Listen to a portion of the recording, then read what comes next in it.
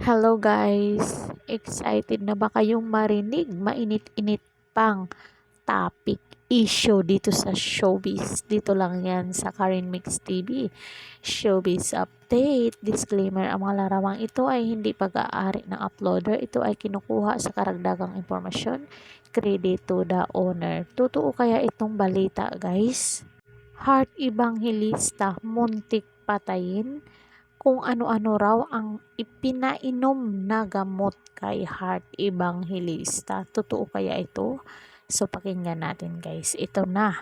Kasalukuyang nasa Milan Fashion Week si Heart Evangelista kung saan muli siyang rarampa para sa ilang brands at kilalang designer. Napagkwentuhan ito ni na Ogie Diaz at Mama Loy.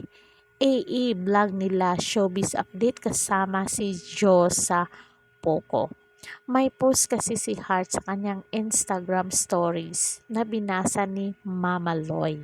To all my fashion loves in Fashion Week, for clarify, I'm not affiliated with any other person but at Taparis and the Direction Group Incorporation.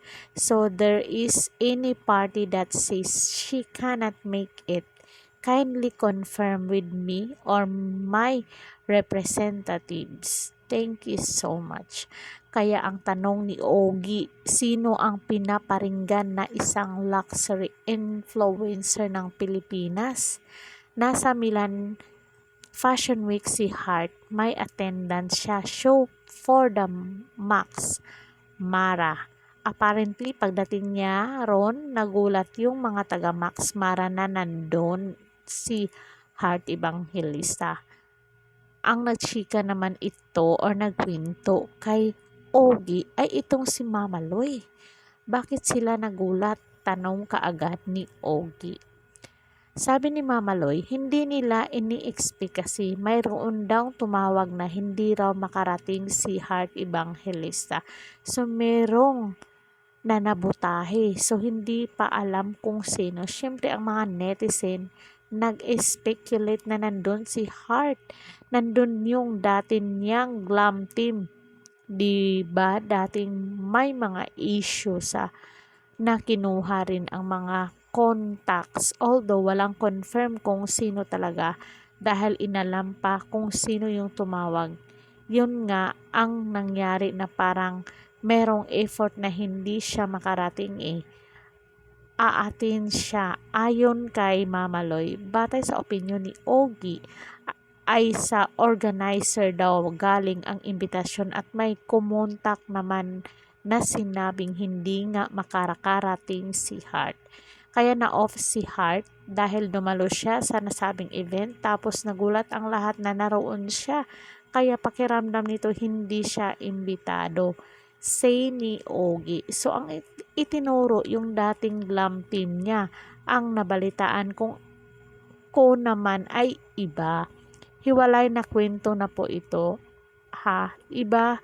Hindi ko naman alam kung sino ang tinutukoy ng kampo ni Hart na dati raw ay may mga taong kung ano-anong ipinapainom sa kanya. Ang team na ginamit habang kausap ko sa phone, muntik patayin si Hart. Wala ka, sana hindi ito totoo.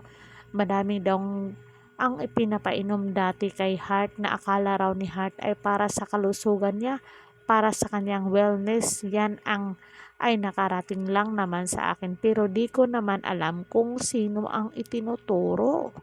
Totoo kaya ito guys?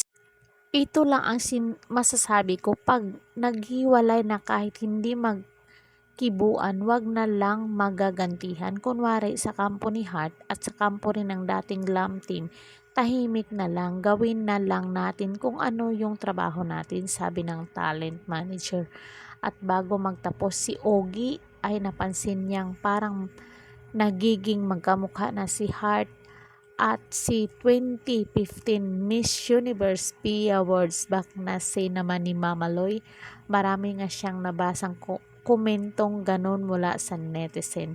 Hirit naman ni Josa Poco, syempre naman Mama Loy kasi yung dating glam team ni Hart ay glam team glam team ngayon ni Pia kaya hawig at lahat ng video ay napanood ko. Sabi naman ni Ogie, iniba pwede namang palabasin na ibang look ni Pia. So anong masasabi nyo dito sa issue ni Heart Evangelista na muntik ng patayin? Comment down kayo sa baba para mabasa natin ang inyong naging pahayag. Samantalang Janelle na wala na ng pasensya sa karir, laging hindi natutuloy ang project. Gano kaya ito katotoo? So, tunghayan natin guys at pakinggan ng maigi. Janelle na wala na ng pasensya sa karir, laging hindi natutuloy ang project. Naniniwala ang kapamilya actress na si Janelle Salvador na marami pa siyang pwedeng gawin at i-offer bilang artista at performer sa mga manonood. Pagkatapos ng pagpirma niya ng bagong exclusive contract sa ABS-CBN, umasa ang celebrity working mom na mabibigyan pa siya ng magaganda at bonggang project sa mga susunod na buwan at taon. Inamin ni Janela na may pagkakataong nararamdaman niyang kulang ang motivation at pressure sa sarili para mas galingan pa niya ang bawat proyektong ginagawa niya. I feel like I lack the urge to improve myself for a very long time. Feeling ko na struck ako sa potential, ang pahayag ni Janelle sa on cue ng ABS-CBN. Kaya kung gawin to, but I never really thought of really like mastering it, going for it, improving myself constantly. I think that's personal goal for me. I wanna brush up on the things that I can do. I wanna be able to write a song because I know I can't do these things. I don't want na be stuck on potential.